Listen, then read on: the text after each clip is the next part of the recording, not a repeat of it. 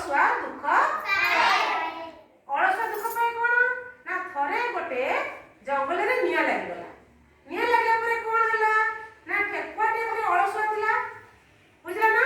ଠେକୁଆଟି ଅଳସୁଆ ଥିଲା।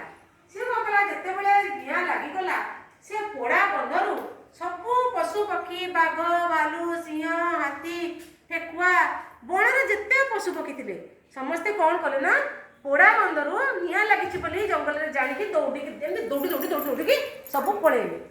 କିନ୍ତୁ ଠେକୁଆ କ'ଣ କଲା, ସେ ଯେହେତୁ ଅଳସୁଆ ସିଏ ସେଥିରେ ଏମିତି ଶୋଇ ରହିଲା। ସମସ୍ତେ ଏମିତି କରନ୍ତି, ସମସ୍ତେ କଲେ ଏମିତି ଶୋଇ ରହିଲା। ସିଏ କହିଲା ଅନ୍ୟ ପଶୁପକ୍ଷୀ ଯିଏ ଅଛନ୍ତି ସେମାନେ କ'ଣ କରିବେ, ସେ ନିଆଁକୁ ଯାଇକି ଲିଭେଇ ଦେବେ, ଜଙ୍ଗଲରୁ ନିଆଁ ଲିଭେଇ ଦେବେ। ସେଇଆ ଭାବିକିରି ସିଏ କ'ଣ କଲା, ଅଳସୁଆ କରି ଶୋଇଲା।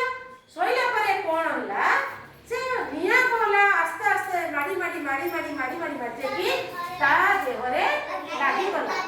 ତମେ କି କହିଲ, ତା ଦେହରେ ଲାଗିଗଲା ପରେ ସିଏ କ'ଣ କଲା, ତା ଦେହରେ ଯେତେବେଳେ ଠେକୁଆ ଦେହରେ ମାଡ଼ିକି ଆସିକି ନିଆଁ ଲାଗିଗଲା, ଠେକୁଆଟି କ'ଣ କଲା ପିଲେ ଜାଣିଛ ହେଲା, ତା ଦେହରେ ନିଆଁ ଲାଗିଲା ପୋଡ଼ିଲା ପଛେ ଏମିତି ଦୌଡ଼ିକି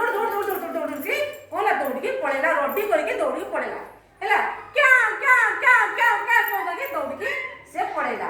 ତେଣୁ ଏଥିରୁ ପିଲାମାନେ ଏ ଗପରୁ ଆମେ କ'ଣ ଜାଣିଲେ ନା ଅଳସୁଆ ତେଣୁ କେହି ଆମେ ଅଳସୁଆ ହେବାନି। ସେ ପଛରେ ଅନୁତାପ କଲା ଯେ ମୁଁ ଏ ଗପୁର ଜାଣିଲେ ଯେ ମାନେ ଅଳସୁଆ ଦୁଃଖ ପାଏ। ତେଣୁ ସେ କ'ଣ କଲା ନା ଅନୁତାପ କଲା ଯେ ସବୁ ପଶୁପକ୍ଷୀ ମାନେ ଦୌଡ଼ିକି ପଳେଇଲେ, ଯେହେତୁ ମୁଁ ଯାଇପାରିଲି ନାହିଁ ମୋ ଦେହରେ ନିଆଁ ଲାଗିଗଲା।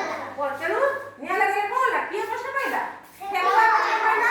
ତେଣୁ ଏଥିରୁ ଆମେ ଜାଣିଲେ କ'ଣ ନା ସିଏ ବି ଅନୁତାପ କଲା ଯେ କ'ଣ ମାନେ ଅଳସୁଆ ହେଲେ ସେମିତି ମଣିଷ ବା ଝିଅ ହଉନା କଷ୍ଟ